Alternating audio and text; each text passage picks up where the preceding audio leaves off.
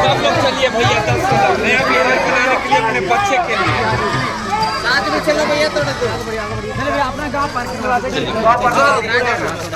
के लिए बहुत बहुत धन्यवाद। मेरा ही नाम है प्रशांत किशोर। नेता नहीं है, हमारा कोई दल नहीं है और आपसे वोट मांगने भी नहीं आए हैं। अभी 15-20 मिनट में आपको क्यों पैदल चल रहे हैं ये बताएंगे। 2 बरस से गांव-गांव पैदल चल रहे हैं। आपके गांव में अभी गाड़ी से आए हैं। अगले 15-20 दिनों में मधेपुरा की पदयात्रा खत्म होगी तो सुपौल पहुंचेंगे। मेरा अनुमान है कि अगस्त का महीना आपके जिले में बीतेगा। लेकिन आज आए हैं आपसे परिचय करने, तो 2-4 बात जन सुराज के बारे में आपको बताना चाहते हैं। जैसा कि लोग बता रहे हैं कि पिछले 10 साल में हमने बहुत दल और नेताओं की मदद की है। 1-2 नहीं 10-10 राज्य में सरकार बनवाए हैं। लेकिन हमने ये 10 साल में देखा कि नेता और दल के जीतने से जनता का जीवन नहीं बदलता। ये आपको हमको लगता है कि हमारा दल जीत गया, हमारा नेता जीत गया, हमारा जात वाला जीत गया। हमने बहुत करीब से देखा है, जो जीत गया वो जीत के हेलीकॉप्टर पर गया और आप और आपका बच्चा जहां था वहीं रह गया। तो हमने ये तय किया, ये अनुभव हुआ कि अगर भगवान ने हमको शक्ति बुद्धि दी है, जिसको सलाह देते हैं, जिसका हाथ पकड़ते हैं, वही जीत के राजा हो जाता है। तो नेता और दल को तो बहुत सलाह दे दिए, एक बार चल के बिहार की जनता का हाथ पकड़ते हैं, आपको सलाह देते हैं ताकि आपका जीवन भी बदले और आपके बच्चों का भी जीवन बदले। अभी 20 मिनट में आपको हम सिर्फ एक ही बात बताएंगे, गरीबी से निकलने का रास्ता क्या है। आप बात को सुनिए, समझिए, ठीक लगे तो अपनाइए और न ठीक लगे तो जैसे जिंदगी चल रहा है वैसे चलाइए। आपको लग रहा है कि किस नेता को वोट दें कि हमारा गरीबी खत्म हो। जिसको खड़ा करेंगे, कोई लालू जी को दोष देगा, कोई नीतीश को गाली देगा, कोई कांग्रेस को गाली देगा, कोई मोदी को दोष देगा। जन सुराज में हम उल्टी बात बता रहे हैं। एक बार को मान लीजिए कि जिसको भी आपने वोट दिया, जिसकी भी सरकार बनी, उसने जो काम किया या करने का दावा कर रहा है सबको सही मान लीजिए। मान लीजिए कि कांग्रेस के नेताओं ने 40 वर्ष में बिहार में बड़ा विकास कर दिया।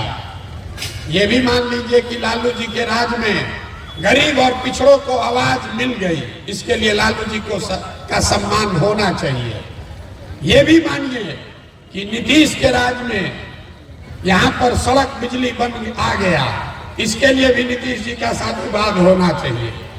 लेकिन अगर सबके बात को, सबके दावा को सही मान भी लिया जाए तो भी इस बात से कोई इनकार नहीं कर सकता है कि इस देश में सबसे ज्यादा गरीब, सबसे पिछड़े, सबसे ज्यादा अशिक्षित, सबसे ज्यादा भूखमरी और बेरोजगारी वाले हम लोग बिहार के लोग ही हैं। तो इसका मतलब है कि कहीं ना कहीं कोई ऐसी वजह है, कोई रोग का कारण है जो आपको पकड़ में नहीं आ रहा। किसी को आप वोट देते हैं, आपका गरीबी नहीं खत्म हो रहा है। क्यों नहीं खत्म हो रहा? दूसरे राज्य में भी नेता सब चोरी कर रहा है, दूसरे राज्यों में भी जाती है, उन राज्यों में भी यही का संविधान लागू है। लेकिन किसी राज्य में जितनी गरीबी बदहाली बिहार में उतना कहीं नहीं है। ऐसा क्यों है? यही आपको बताने आए हैं। देखिए, दुनिया में जितने विद्वान लोग हुए उन्होंने बताया कि गरीबी से निकलने का 3 ही रास्ता है। 3 गो रास्ता है गरीबी खत्म करने का। पहला रास्ता है पढ़ाई। अगर आपका बाल बच्चा पढ़ेगा, पढ़ लिख के नौकरी पा जाए, उसका गरीबी खत्म। दूसरा रास्ता है जमीन। अगर आप पढ़े लिखे नहीं हैं, आपके पास जमीन हो तो खेती किसानी करके भी आपका जीवन सुधर सकता है। और तीसरा रास्ता है पैसा, पूंजी। अगर आप पढ़े लिखे नहीं हैं, आपके पास जमीन भी नहीं है, लेकिन अगर आपके पास पैसा हो, कोई कर्ज भी दे दे, तो कोई ना कोई छोटा मोटा रोजी रोजगार व्यापार करके अपना जीवन आप सुधार सकते हैं। तीन ही रास्ता है, नौकरी, खेती या व्यापार। अगर नौकरी चाहिए तो बढ़िया पढ़ाई होना चाहिए, खेती चाहिए तो उसके लिए जमीन होना चाहिए, और रोजी रोजगार व्यापार करना है तो उसके लिए पैसा पूंजी होना चाहिए। आप बिहार में ध्यान से देखिएगा, अपने गांव पंचायत में जाकर देख लीजिए, ज्यादातर लोगों के पास ये तीनों में तीनों चीज नहीं है। यहाँ जो गरीब है उसके बच्चों के पास पढ़ने का सुविधा ही नहीं है। गरीब का बच्चा जा रहा है स्कूल में पढ़ने, खिचड़ी खाया घरे चला आया। आप में से कुछ लोग हैं पैसे वाले जो अपने बच्चों को प्राइवेट स्कूल में पढ़ा रहे हैं, आपके बच्चों को भी नौकरी नहीं मिल रहा। ऐसा क्यों? ऐसा इसलिए कि स्कूल तो आप भले प्राइवेट में पढ़ा दीजिएगा, कॉलेज आपके बच्चे को सरकारी में ही जाना पड़ेगा। तो बिहार में जो व्यवस्था है, इसमें स्कूल में खिचड़ी बंट रहा है और कॉलेज से डिग्री बंट रही है, पढ़ाई दोनों में कहीं नहीं हो रहा है। तो जब आपका बच्चा पढ़ेगा ही नहीं तो उसको चाहे मोदी बन जाए कि नीतीश बन जाए, लालू बन जाए कि प्रशांत किशोर बन जाए, आपके अनपढ़ बच्चे को कोई डॉक्टर, इंजीनियर, कलेक्टर नहीं बना सकता है। इसीलिए पूरे बिहार में याद रखिए, 100 में सिर्फ 2 लोगों के पास सरकारी नौकरी है, और पूरे समाज को लोग बेवकूफ बना रहा है, आरक्षण दे देंगे, सरकारी नौकरी दे देंगे। 100 में सिर्फ 2 लोगों के पास यहाँ सरकारी नौकरी है। तो यहाँ रहने वाले ज्यादातर लोगों के पास अपने बच्चों को पढ़ा लिखा कर नौकरी दिलाने का रास्ता बंद है। दूसरा रास्ता हमने बताया खेती का। खेती करके आपका जीवन क्यों नहीं सुधरा? यही खेती करके हरियाणा, पंजाब में लोगों ने इतना पैसा कमा लिया कि पूरा बिहार से आदमी पंजाब में मजदूरी करने जा रहा। बिहार में खेती से कमाई क्यों नहीं हुआ? वो इसलिए कि बिहार में जितने लोग रहते हैं उसमें 100 में 60 आदमी ऐसा है जिसके पास जमीन है ही नहीं। यहाँ गरीब के नाम पर राजनीति हुआ, सामाजिक न्याय, समाजवाद का बात हुआ, लेकिन भूमि सुधार लागू नहीं किया गया। नतीजा ये है कि 100 में 60 आदमी के पास जमीन है ही नहीं, तो खेती करेगा कैसे? जो बच गए 40 लोग जिनके पास जमीन है, जो खेती करते हैं, तो 40 में 35 आदमी ऐसा है जो 2 बीघा से कम का खेती करता है। और यहाँ खेती करने वाला हर आदमी जान रहा है कि अगर आपके घर में कोई नौकरी नहीं करता है, बिजनेस व्यापार नहीं है, और खेती करने वाले के घर में कोई बीमार पड़ जाए, बेटी का ब्याह लग जाए, तो 1-2 कट्ठा जमीन बेचे बगैर उपाय नहीं है। तो आपके बच्चों के पास पढ़ लिख कर नौकरी का रास्ता है ही नहीं, खेती से कमाने का रास्ता है नहीं। एक रास्ता बचा, अगर आपके पास पैसा होता, सरकार आपको कर्ज भी दे देती, तो कुछ नहीं करते, आप 4 गो गाय भैंस पाल लेते, कोई मुर्गी फार्म खोल लेता, कोई कपड़ा का, सीमेंट का, खाद का, मिठाई का दुकान कर लेता। वो यहाँ के लोग क्यों नहीं कर पा रहे हैं? वो इसलिए कि व्यापार करने के लिए पैसा पूंजी चाहिए। और बिहार में रहने वाला जो 100 आदमी है, 100 में 80 आदमी, याद रखिए, कोई नेता आके चाहे जितना दावा कर ले, 100 में 80 आदमी दिन में 100 रुपया भी नहीं कमाता है। बिहार में प्रति व्यक्ति आय है 35,000 रुपया सालाना, मतलब 35,000 रुपया लोग साल में कमाते हैं। दिन में 100 रुपया भी आप नहीं कमा रहे हैं। तो इस महंगाई के जमाने में अगर आप 100 रुपया भी नहीं कमाते हैं तो खाइएगा क्या, बचाइएगा क्या, और रोजी रोजगार व्यापार के लिए पूंजी कहाँ से लाइएगा? यही कारण है कि आपने जिसको भी वोट देना है दे दीजिए, आपका गरीबी खत्म नहीं होगा। सरकार चाहे सड़क बना दे कि बिजली ला दे, सिलेंडर बांट दे कि 4 किलो अनाज दे दे, ये काम तो सब सरकार कर रही है। अरे वो ग्राफ चलाना स्टार्ट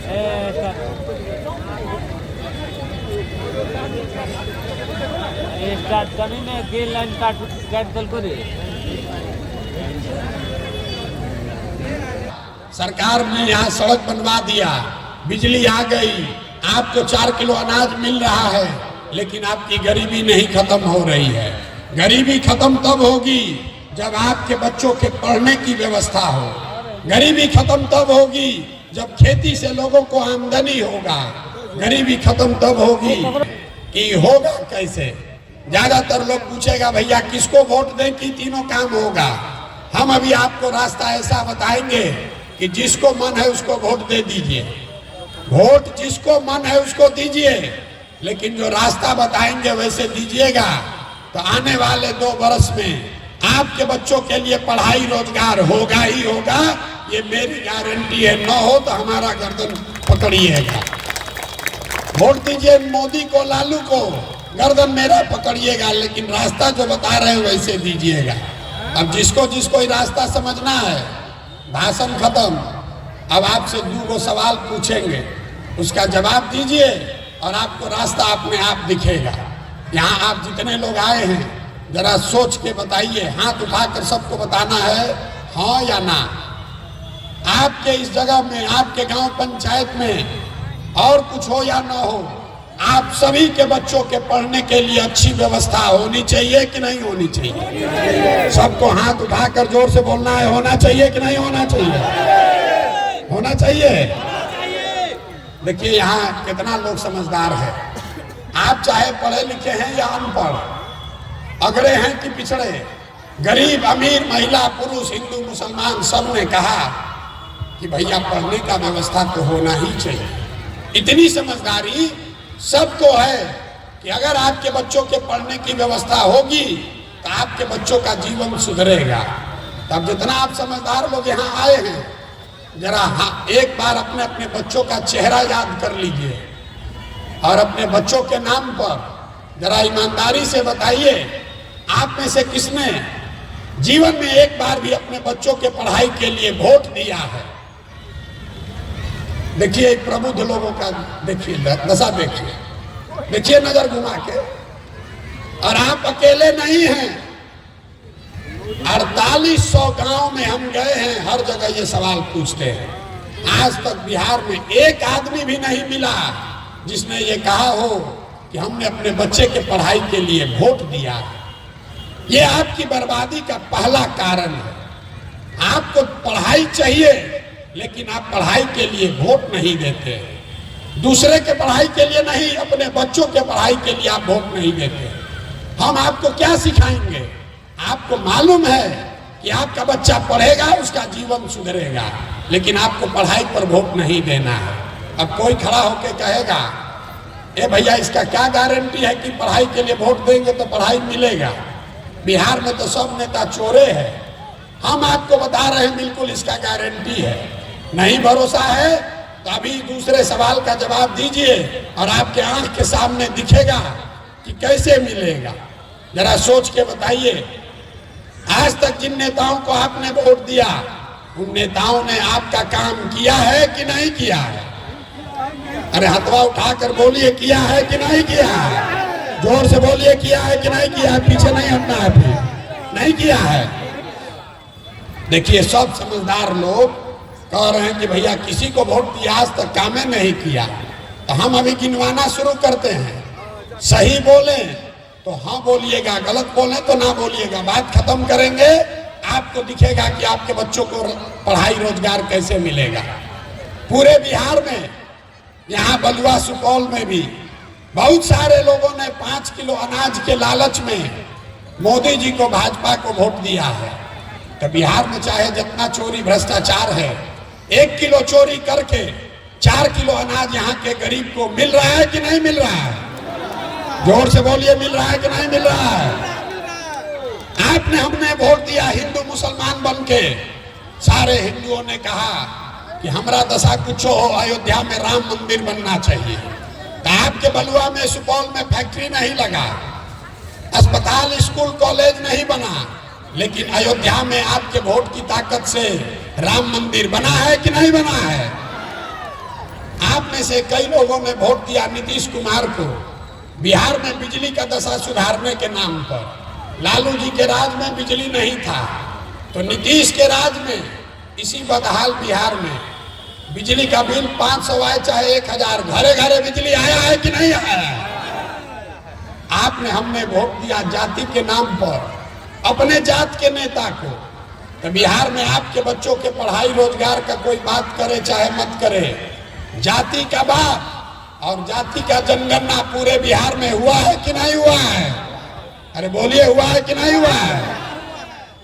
आपने हमने वोट दिया सिलेंडर के लालच में मोदी जी को, तो सिलेंडर का दाम 1000 हो कि 1200, घरे घरे सिलेंडर बटा है कि नहीं बटा है? आपने हमने वोट दिया मोदी जी का कहानी सुन के कि मोदी जी गुजरात में बड़ा विकास किए हैं, तो गुजरात में तो विकास हो रहा है और पूरे बिहार से आपके हमारे बच्चे गुजरात में जाकर नौकरी मजदूरी कर रहे हैं कि नहीं कर रहे हैं? तो कौना बात पर आप लोग वोट दिए हैं जो नहीं मिला? आप लोग तो खुद बोले हैं अपने बच्चों के नाम पर, ये भैया जीवन में पढ़ाई रोजगार के लिए वोट नहीं दिए, यही बात बताने के लिए घूम रहे हैं। वोट नहीं मांगते, बोइएगा बबू तो आम कहां से खाइएगा? वोट दीजिएगा 4 किलो अनाज पर, तो आपके बच्चों को रोजगार कहां से मिलेगा? वोट दीजिएगा जाति के नाम पर, तो आपके बच्चों के लिए पढ़ाई कहां से होगा? जो बोइएगा वो काटिएगा। यहाँ पर 5 बरस बैठ के यहाँ के आदमी को सुधरना ही नहीं है। हमको कह रहा है कि प्रशांत किशोर आए हैं, बहुत पढ़े लिखे आदमी है, भैया आप सुधारिए। हम आपको सामने से कह रहे हैं, एक प्रशांत किशोर को छोड़िए, अगर 10 प्रशांत किशोर आ जाएंगे तब भी ये सुधरने वाला नहीं है। जब तक आप नहीं सुधरिएगा इसको कोई नहीं सुधार सकता। हम गांव में जाते हैं, आदमी कहता है भैया मुखिया जी बड़ा चोरी कर रहे हैं। अरे मुखिया तो नाली गली नहीं बनवाए, राशन कार्ड में 2000 3000 घूस लगता है, इंदिरा आवास तो मिलिए नहीं रहा, मिलेगा तो 25,000 30,000 घूस लग रहा है। तो जरा याद कीजिए, 2 बरस पहले मुखिया जी का चुनाव हुआ, जब मुखिया का चुनाव था 500 रुपया लेकर वोट बेचे आप, मुर्गा भात खाकर वोट दिए आप, जात के नाम पर पाउच पीकर वोट का सौदा किए आप, तो आपका मुखिया चोर नहीं होगा तो हरिश्चंद्र होगा? भला बताइए। हर आदमी बिहार में सोच रहा है कि हम लूट के अपना घर भर लें और बाकी सब ईमानदार हो जाए। अरे भाई, भ्रष्टाचार पर जो सबसे हल्ला कर रहा है, 500 रुपया लेके वोट बेचोगे, अब मुखिया ईमानदार हो जाएगा? मुखिया गेहूं बेच के पैसा देगा? आपका औकात है 500 रुपया चोरी करने का, तो आप 500 चोरी कर रहे हैं। मुखिया का औकात 5000 का है तो 5000 चोरा रहा है। विधायक सांसद का औकात 50,000 है तो 50,000 चोरी कर रहा है। अगर समाज चोर है तो नेता ईमानदार नहीं हो सकता है। जब तक आप नहीं सुधरिएगा कोई नहीं सुधार सकता है। आदमी कह रहा है कि भैया नेताजी काम नहीं कर रहे हैं, और पूछते हैं कि विधायक जी कई बार से जीत रहे हैं, तो भैया 6 बार से। सांसद महोदय कई बार से जीत रहे हैं, तो भैया 2 बार बाबूजी जीते, अब लड़को जीत रहा है 2 बार से। बाहर है भाई, आप 5 बरिस नेता को गरियाइयो रहे हैं और फिर वोट के दिन जाकर उसको वोटो दे रहे हैं, दोनों बात कैसे होगा?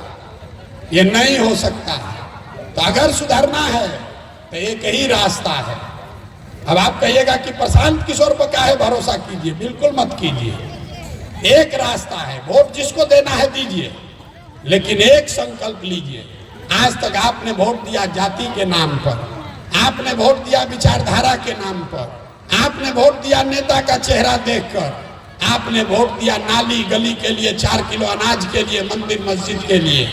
हम एक ही बात कह रहे हैं, गांव गांव जाकर लोगों को हाथ जोड़ रहे हैं, एक बार मेरी बात मानिए, एक सलाह मानिए, वोट जिसको देना है दीजिए, लेकिन एक बार वोट अपने बच्चों के लिए दीजिए, अपने बच्चों के लिए दीजिए, नेताओं के लिए नहीं, भारत पाकिस्तान के लिए नहीं, अपने बच्चों के लिए। अपना बच्चा पढ़ा ही नहीं, अपना बच्चा खाए बगैर मर रहा है, कहीं मजदूरी कर रहा है, अब बिहार में बैठे बैठे भारत पाकिस्तान का बात हो रहा है। यहां से लोगों को सब समझ है। गांव में बैठ के लालू जी का लड़का कैसे बनेगा मुख्यमंत्री, इसका समीकरण बना रहे हैं। मोदी जी को 240 आया कि 70 आया, इस पर रात दिन चर्चा हो रहा है। अपने मोदी जी का सीना, गांव में लोग हमको बताता भैया मोदी जी का सीना 56 इंच का है, उसको मोदी जी का सीना दिख रहा है। अपना लड़का का खाए बगैर सीना सिकुड़ाया है, न दिख रहा। ये बिहार में दुर्दशा है लोगों की। इसीलिए हाथ जोड़ रहे हैं मेरे भाई, जिसको वोट देना है दो, लेकिन एक बार अपने बच्चों के लिए वोट दो। आपके वोट में वो ताकत है। आपके वोट से मंदिर बना, आपके वोट से आपको 4 किलो अनाज मिला, आपके वोट से यहाँ अपहरण रंगदारी रुका, आपके वोट से सड़क बिजली आई। जिस दिन पढ़ाई रोजगार के लिए वोट दोगे वो भी आपके बच्चों को मिलेगा ही मिलेगा। और दूसरी बात, वोट जिसको दीजिए मुफ्त में कुछ मत दीजिए। अपने जात वाले को देना चाहते हैं उसी को दीजिए, कोई दिक्कत नहीं। अपने जात वाले को आप दूध बेचते हैं, 50 रुपया का दूध है, वो अपने जात वाले को आप मुफ्त में नहीं देते हैं, उससे 50 रुपया लेते हैं। धान गेहूं बेचते हैं, उसका पैसा लेते हैं। कपड़ा सौदा बेचते हैं, अपने जात वाले को बेचते हैं तो भी उससे पैसा लेते हैं। लेकिन देखिए समाज के चेतना पर कैसा धूल पड़ गया है। 50 रुपया का दूध अपने जात वाले को मुफ्त में नहीं देते हो, और लाखों रुपया का वोट अपने जात वाले को मुफ्ते में दे रहे। अरे अपने जात वाले को देना है दो, लेकिन अपने बच्चों के लिए पढ़ाई या रोजगार तो मांगो। न मांगोगे तो आपके जात का नेता हेलीकॉप्टर पर चलेगा और आपका बच्चा बेरोजगार बनकर रोड पर घूमेगा, और उसके लिए नेता नहीं आप जिम्मेवार होंगे। लोग सब बात सुन लेता है तो कहता है भैया क्या करें, यहाँ विकल्पे नहीं है। एक और नागनाथ, एक और सापनाथ, किसको वोट दिया जाए? तो इसीलिए जन सुराज का दूसरा संकल्प है। हमने ये बीड़ा उठाया है। आपके पास पैसा नहीं है तो कोई बात नहीं है, आपके पास साधन नहीं है, चुनाव की व्यवस्था नहीं है तो कोई बात नहीं है। पैसे का चिंता, चुनाव का चिंता अपने भाई, अपने बेटे प्रशांत किशोर पर छोड़िए। लेकिन अगर बिहार में नया व्यवस्था बनाना चाहते हैं, नया विकल्प बनाना चाहते हैं तो अपने बच्चों के लिए खड़ा होइए। हम आपको आगे लड़ाएंगे और यहाँ के जनता के हाथ से जितवा कर लाएंगे। लेकिन अगर अपने बच्चों के लिए खड़ा भी नहीं होइएगा तो ग्रीस में एक बहुत बड़े दार्शनिक हुए थे, उनका नाम था प्लेटो।